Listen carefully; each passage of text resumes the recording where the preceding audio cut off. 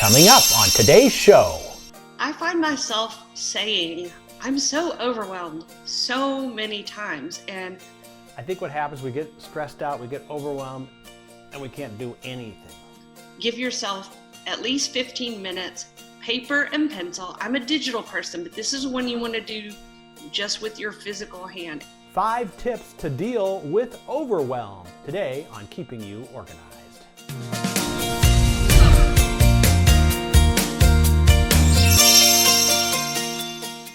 Hello, welcome to Keeping You Organized. And anyone out there overwhelmed at all?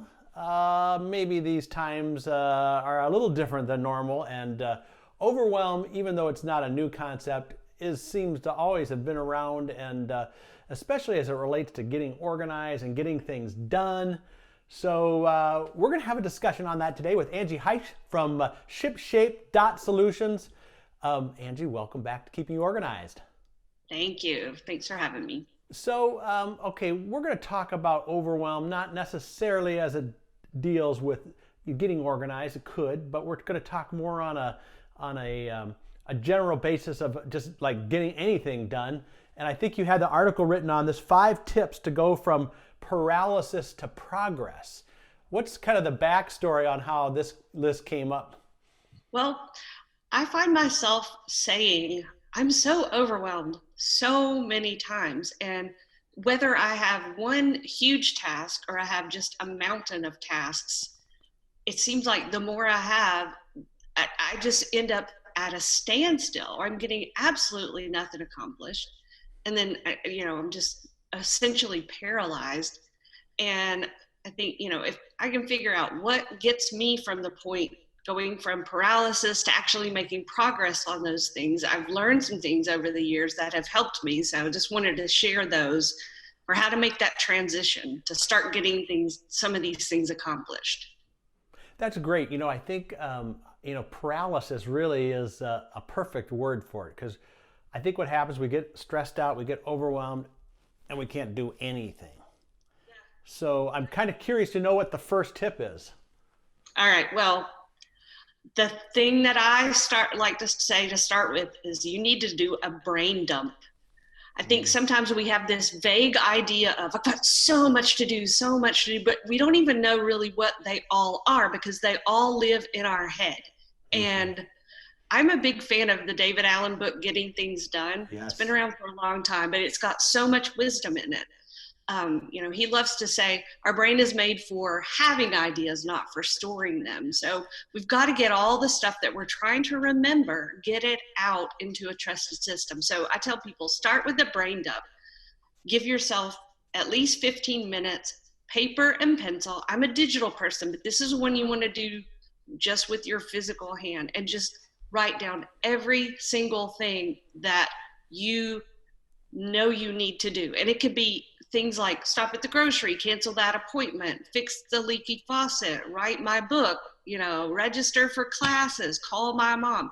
Just all those things that are stressing you out that you need to do. David Allen calls those open loops. So start with that brain dump. And as you're it's going to be a scribble, because you want to get it out as fast as possible. Don't worry about putting it in any particular order or what it looks like. Just get it all out. That's step 1.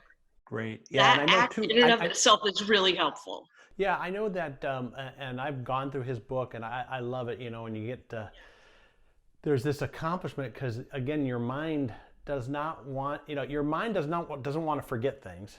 Yes. So it holds on to them unless you've kind of tricked your mind into believing, yeah, I have that taken care of because I have it written down somewhere. Exactly. It frees up your mind. And he talks about how while you're trying to keep those things in your head, you are so hampered from being productive in anything, because part of your brain power is like, don't forget. You got to get that out. So, right. And then once you've got your scribbled list, it's probably a big old mess. So now you need to turn this scribbled mess of stuff that you just dumped out of your brain into a better format. And so David Allen calls this getting your open loops and putting them into trusted systems. And when he talks about trusted systems, he just means anything that is not in your head that's a logical place to store this stuff. And it's really more important to have a system and to use it consistently than it is to pick the exact right one. You Yeah. can be successful if you have it on paper. I tend to choose digital solutions. I use Trello, my notes app on my phone, my reminders app, Google Docs, whatever, but you've got to get all that stuff out and get it into some kind of a format so that you can do some prioritizing of it and some planning. Yeah, so you're using like a digital folders then? If we were relating that to the paper world, maybe a folder for each project or um, The most common thing I use is Trello. It's an app and a yep. website, and I have different boards for a home board, a business board. I had a board for our move. I have a board if I'm in a play, I'll have a board for that. So each board has different lists, and then within that list, there's cards. It's essentially like a filing system. It's Yes. just digital, and you can share it with people. You can attach images and documents, and you reorder them, but just sliding the task up and down on that card. That I live by that in everything. I prioritize it by either when it's due or how important it is, that kind of thing. So that prioritizing of your tasks and to get them all recorded, those two things just make a world of difference in being able to get things done and to get that stress, that panic out. Right. Awesome. Well, we're going to take a quick break now. When we come back, I want to talk about, okay, we've got this stuff out of the mind into our trusted system. Are we ready to get going yet? So we'll find that out when we come back. We're with Angie Heiss today talking about 5 tips to deal with overwhelm, and we'll be right back. The Organized Home Office from myorganized.life. When you work from home, your workspace doesn't have to be bland and boring. Brighten up your home office with organizing solutions from myorganized.life. It's just for you. myorganized.life. myorganized.life. We're back now on Keeping You Organized, talking about 5 tips to deal with overwhelm. And we have today Angie Heiss from Shipshape Solutions. Saying that's a tongue twister, Angie, but so before the break, we talked about doing the brain dump and then getting all those things that you think you have to get done or want to get done. Some of them you maybe never will, but at least you've got them into your trusted system. Yes. Now, kind of what's the next tip? How do we get moving? All right, so you've got all that in your trusted systems, and you've got some prioritizing going on there. You've got it ordered by either due date or how important it is or whatever. And then the next step is just a really simple, just get started.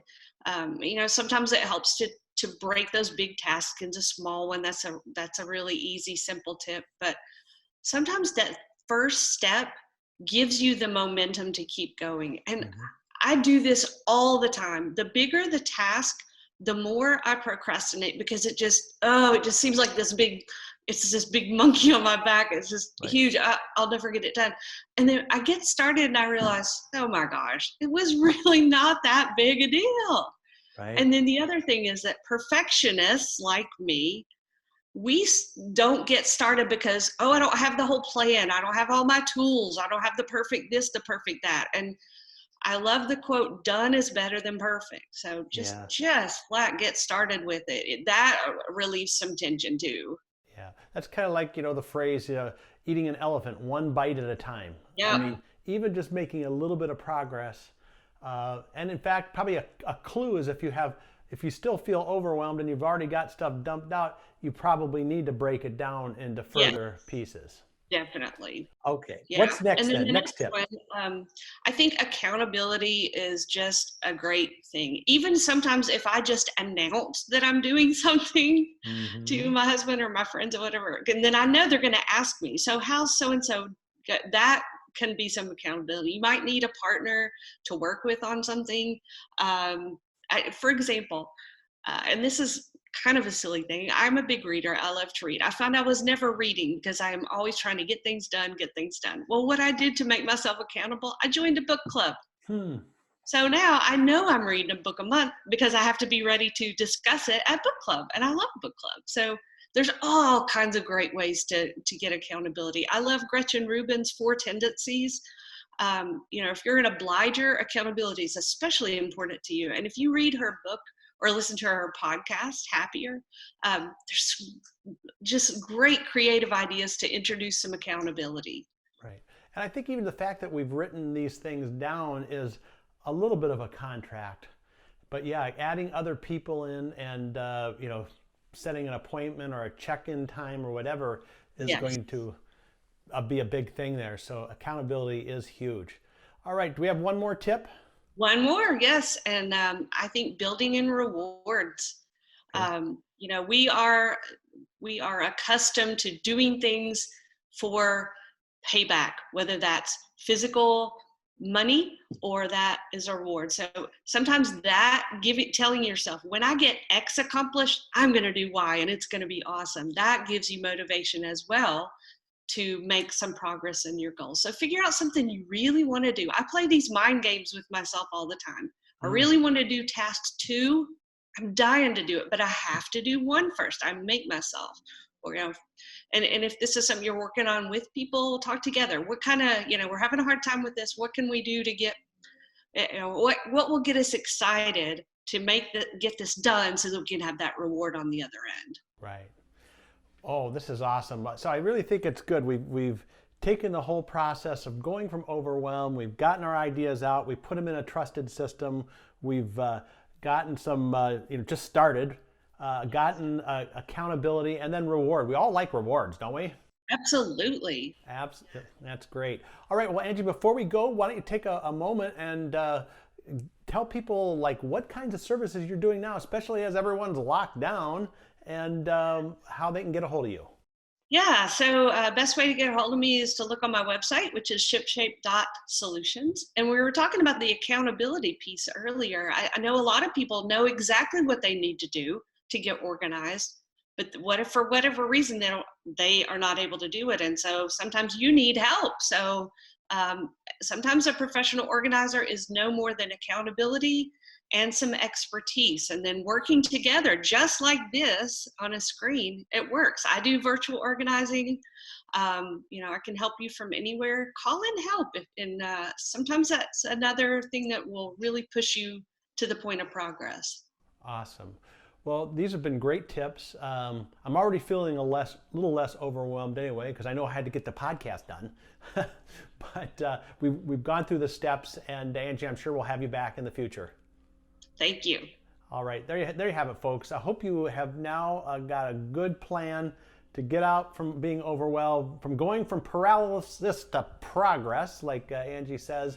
And then now that you're making progress, come back to our next episode of Keeping You Organized.